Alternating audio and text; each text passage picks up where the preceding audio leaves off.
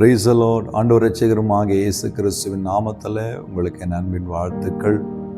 சந்தோஷமாக இருக்கிறீங்களா?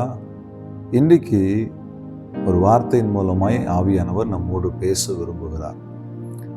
சகரியா 2ஆம் அதிகாரம் 10ஆம் வசனம். சீயோன் குமாரத்தியே, கெம்பீரித்து பாடு, இதோ நான் வந்து உன் நடுவில் வாசம் பண்ணுவேன் என்று கர்த்தர் சொல்லுகிறார். ஆண்டவர் இந்த காலை வேளையில நம்மளை பார்த்து சொல்றாரு, என் அன்பு மகனே, என் அன்பு மகளே, நீ சந்தோஷமாய் கம்பீரித்து பாடு, ஆண்டவரை துதி. உன் வாழ்க்கையில் நீ மகிழ்ச்சியா இரு. நீ சோர்ந்து போயிருக்காத, கலங்கி போயிருக்காத, உடைஞ்சு போயிருக்காத, மனமகிழ்ச்சியா இரு. நான் வந்து உன் நடுவிலே வாசம் பண்ணுவேன். ஆண்டவர் நம் குடும்பத்துக்கு நடுவிலே வந்து வாசம் பண்ண விரும்புகிறார். நம்ம ஊழியத்துக்கு நடுவில் வந்து வாசம் பண்ண விரும்புகிறார். நம் வாழ்க்கையில நடுவில் அவர் வந்து வாசம் பண்ண விரும்புகிறார். அவர் வந்து வாசம் பண்ணும் பொழுது நம் வாழ்க்கை எப்படி இருக்கும் யோசித்து பாருங்க. நம்ம எவ்வளவு நேசித்தால் ஆண்டவர் இந்த வார்த்தையை சொல்ல முடியும். நீ சந்தோஷமா இருப்பா, நான் வந்து உன் நடுவில் வாசம், உன்னோடு கூட வாசம் பண்ண விரும்புகிறேன். வானத்தையும் பூமியும் உண்டாக்கின சர்வ சிருஷ்டிக்கு எஜமானா இருக்கிற சர்வ வல்லமுள்ள தேவன் சொல்றாரு, நான் வந்து உன் நடுவிலே வாசம் பண்ணுவேன். இன்னைக்கு நீங்க விரும்பி கூப்பிடுங்களப்பா, என் குடும்பத்தின் நடுவில் நீர் வந்து வாசம் பண்ணும், என் வேலையின் நடுவில் நீ வந்து வாசம் பண்ணும், என் தொழில் நடுவிலே வந்து வாசம் பண்ணும். எல்லாவற்றுக்கும் நடுவிலே அவர் வந்து நிற்கும் பொழுது, அவர் வாசம் பண்ணும் பொழுது என்ன நடக்கும் தெரியுமா?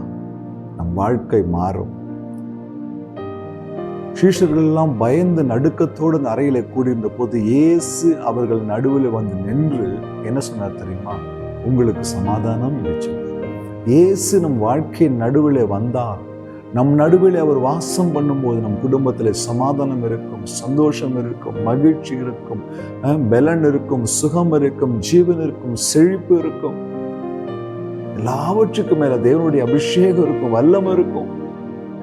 இன்றைக்கு இந்த காலை வேளை உங்கள் நடுவில் வந்து அவர் வாசம் பண்ண விரும்புகிறார். நான் என்ன செய்யணும்?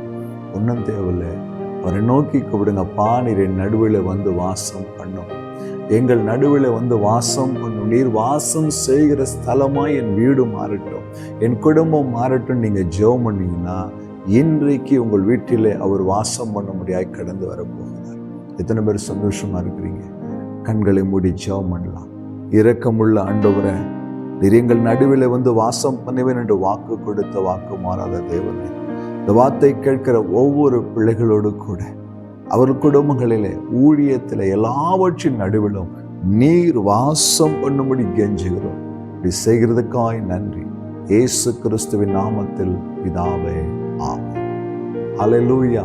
God bless you.